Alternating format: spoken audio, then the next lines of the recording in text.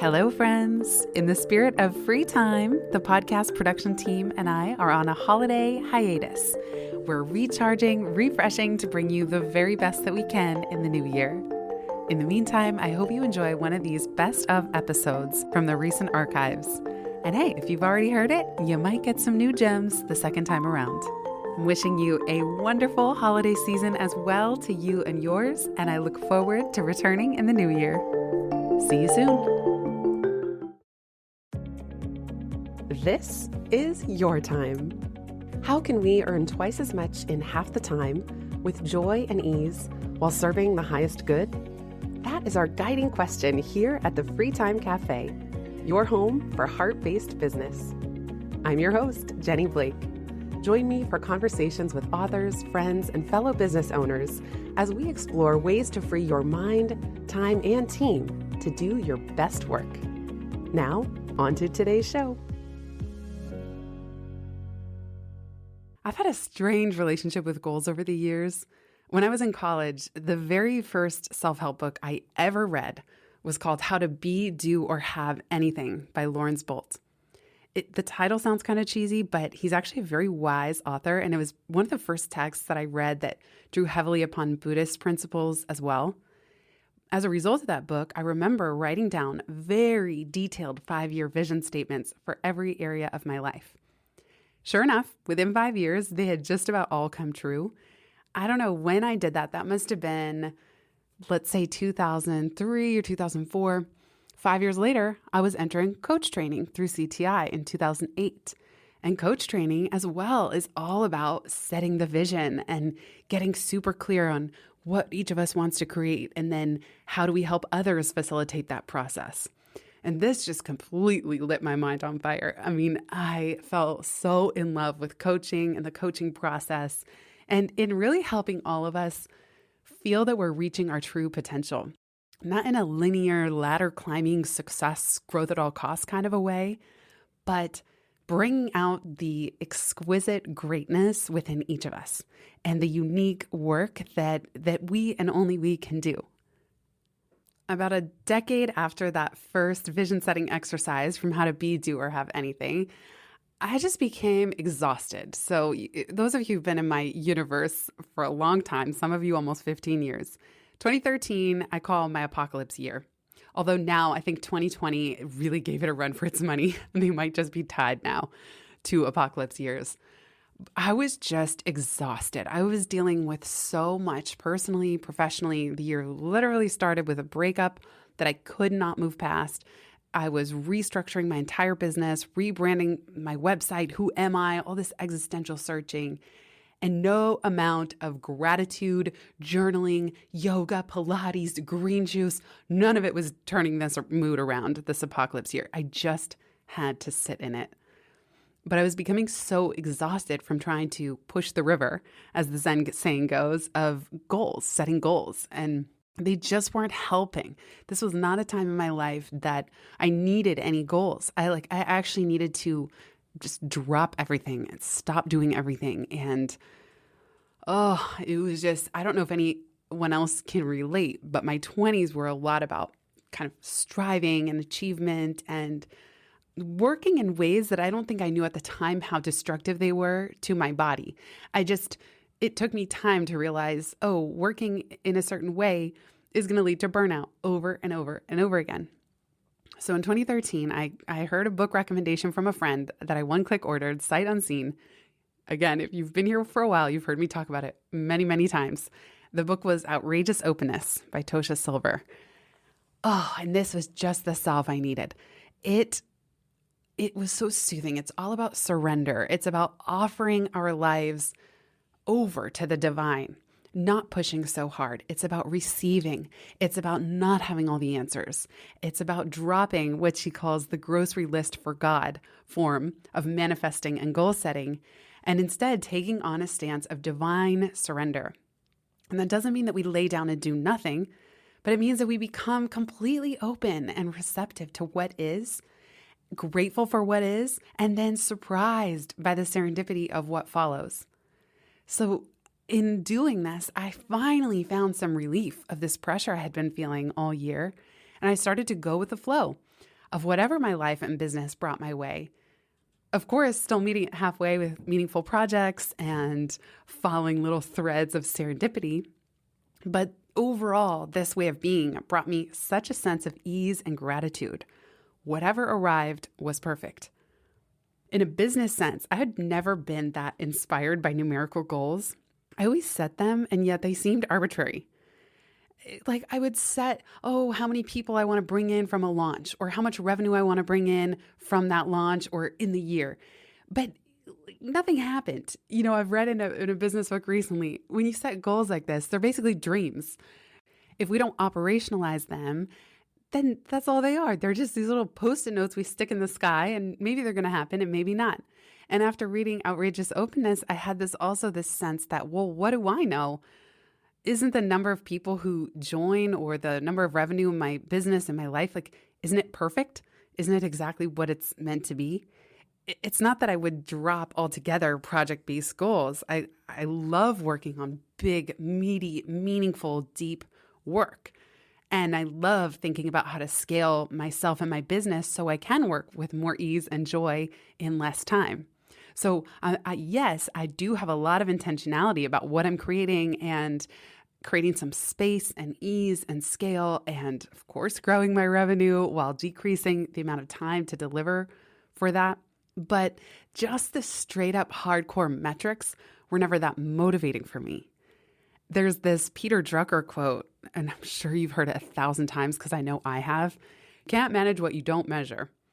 This makes its way into about every leadership and systems book. Despite the fact that I've heard it so many times over the years, I would set these revenue or even book sales goals, and then the end of the year would come and I was nowhere near them. So I just started to feel like, what was the point? And it wasn't until very recently that I had an aha moment about why these metrics and numerical goals have not been motivating. They're missing something. We'll be right back just after this.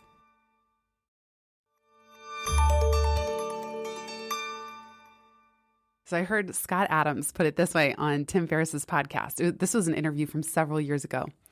He says, goal-oriented people exist in a state of continuous pre-success failure at best and permanent failure at worst if things never work out. Systems people succeed every time they apply their systems, in the sense that they did what they intended to do. The goals people are fighting the feeling of discouragement at each turn. The systems people are feeling good every time they apply their system. That's a big difference in terms of maintaining your personal energy in the right direction. So good, right? I've never heard it put this clearly, that goal-oriented drivers, they can be motivating. And if you're someone who is super motivated by numerical goals, oh my gosh, continue. Don't let me stop you. But for a lot of us, it just has this sense of foreboding near failure. There's this one moment in time where we may or may not hit it, but the rest of the time we're falling short, essentially. We're focused on how far we have to go. Again, if that's motivating for you, go for it. Systems-oriented people, and this is what I resonate with so much, it's less about the end goal, and it's more about creating smarter systems and then feeling a sense of satisfaction every time they work. And I do find that if you focus on experimenting and building just the right systems and tweaking them and improving them, you can get to some really big, meaningful goals and you can make a lot happen, but your sights are set on a different part of the process. I'll link to the interview I did with author Josh Kaufman. He wrote a book called The Personal MBA. He was one of my early interviews for this podcast, and he said the same thing. He said that book has sold over 1 million copies. But he purposely did not try to go for the New York Times list, nor has it ever made any of those bestseller lists. Instead, Josh was so much more focused on creating a system that would sell 1 million copies of his books over time, rather than some burst that he may or may not hit during launch week due to arbitrary list managers, let's say. There's another great quote that I've been hearing a lot recently. Maybe you have too. It's a zinger from James Clear's book, Atomic Habits. You don't rise to the level of your goals, you fall to the level of your systems. He really explains things clearly. I also think it's a masterful example of how to organize a book well. I just write it clearly with lots of diagrams, nice chapter summaries. I'll say it again. You don't rise to the level of your goals. You fall to the level of your systems. He had a great conversation. Brene Brown had him on her Dare to Lead podcast. And he said, focus on building a system, developing a process, rather than trying to achieve a goal or an outcome. The goal is not the hard part. It's building a system that executes on that carries you inevitably toward the goal. He said, almost by definition, your current habits are perfectly designed for your current results. Your life bends in the direction of your habits. I just love that he's saying, because he's confirming something I've felt for a long time. The goal is not the hard part. Every year, I could set a book sales number of how many books I want to sell that year. That's not hard. It just takes me saying to you, I want to sell 1 million copies of Free Time. Okay, that's great. But if I just leave it at that, nothing is going to change. Nothing is going to happen. Now, in the converse, as I did even with Pivot, I would just say, yeah, this number would be nice. A certain number would be nice, but let this book reach anyone it's meant to reach. Tosha Silver, she had that intention for Outrageous Openness because she self-published it, but it became this viral word-of-mouth sensation. And she just turns it over. She says, this is not my book. This is the divine. This is the, God's book. It's not my book. I am a vehicle. I'm a messenger to get this book out in the world, and may it reach everybody who can benefit. So for me, that's more of an intention and a direction and a feeling to cultivate, which is, may Free Time make it into everybody's hands who can benefit from it. What do I care what number that is? I mean, the more important thing, right? It's like, what if 1 million people bought it, but then 990,000 just sat on a shelf, or nobody used them, or nobody benefited from them? That's way less important than just the right 10,000 people, let's say in year one, checking out the book. And by the way, that's the size of my first print run, 10,000. So I am prepared to give away tons of books to get that momentum snowball started. But it's so much more interesting to me to imagine those 10,000 books living, breathing, making their way with perfect serendipity and synchronicity into exactly whose hands who needs them most. I don't know. There's just something inspiring to me about that. To find the happy medium here, I have this idea. It would be amazing to sell 1 million copies of Free Time. For comparison, my 2 previous books, Life After College and Pivot, have both sold about 35 to 40,000 copies. It's rare. I think only 5% of books sell more than even 1,000 copies. Certainly 10,000 is another threshold. So they've already done very well. But of course, I mean, as an author, it's like, of course, you want to see the work reach as many people. Like, I have this vision of freeing 50 million hours. If the book or this podcast could reach 1 million people, well, then I feel really confident that we could free 50 million hours that year of just all the time people would save by putting some of the principles into practice. So if we find a happy medium here, we could say there's a goal. There's also an intention. May it reach whoever can benefit. And then we can create the system. This is where it gets more interesting. And this is why I love systems and why the focus of Free Time is operating principles to create these kinds of systems that free our time far into the future. So even if you've long since dropped your New Year's resolutions, I encourage you to think about what systems you would be proud to create this year.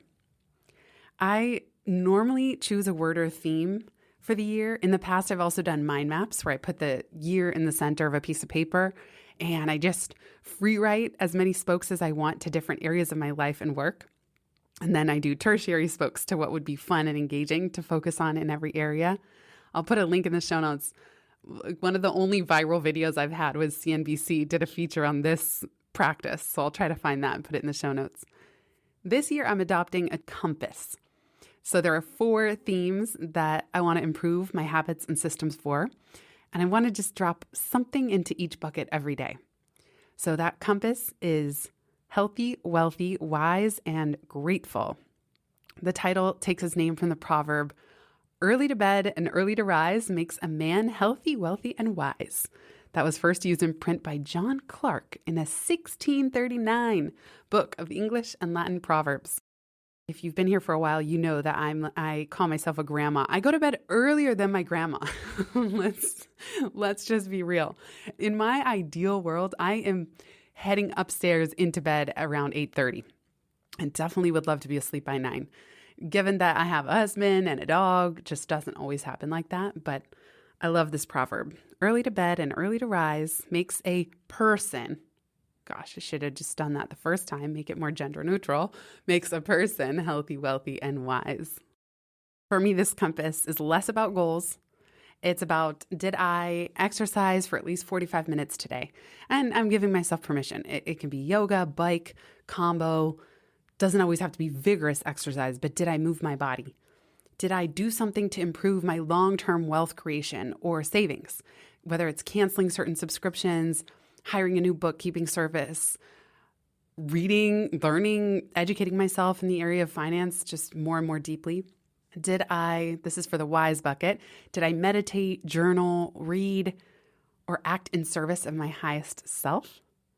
And then the gratitude bucket, we all know so much of the research points to gratitude being hugely transformative and beneficial for our happiness. I find, with all the chaos of the media and politics in the last 2 years, it's just so easy to get swept away by fear and lack. So for me, this gratitude bucket is about expressing gratitude every day to friends and family, Michael, Ryder, all of you who are here listening, and also just feeling gratitude in my body instead of focusing on what's wrong or what I'm missing.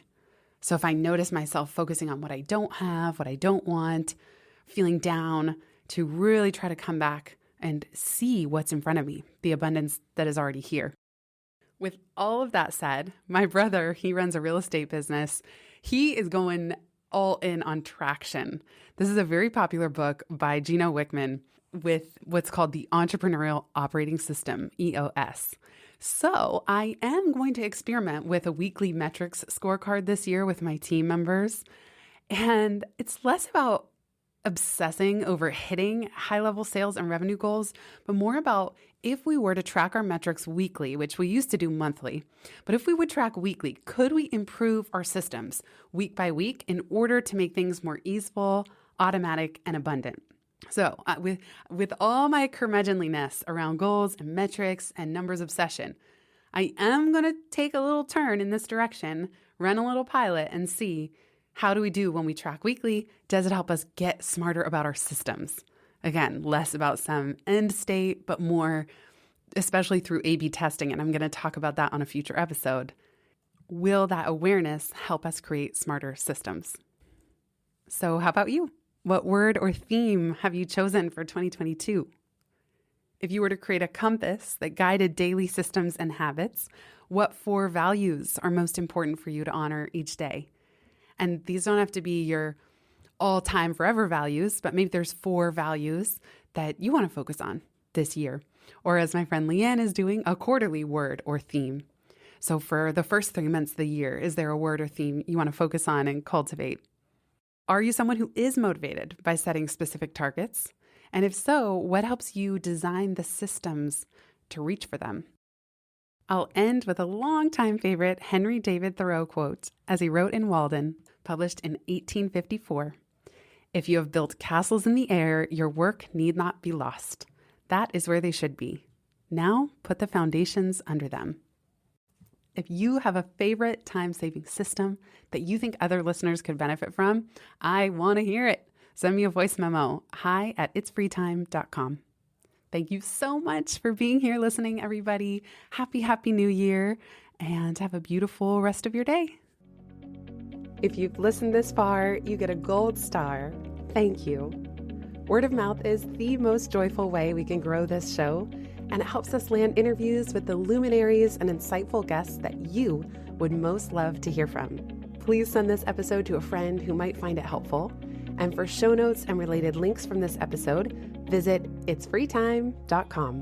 While you're there, make sure you're subscribed to the Time Well Spent newsletter. You'll get instant access to my tech toolkit, a continually updated list of all the software I use, along with the total monthly spend to run my business, where no one works full-time, even me. Visit itsfreetime.com/join. Remember, you are running the show. It's time for radical reimagining, and everything is up for grabs. Let it be easy, let it be fun, and build with love.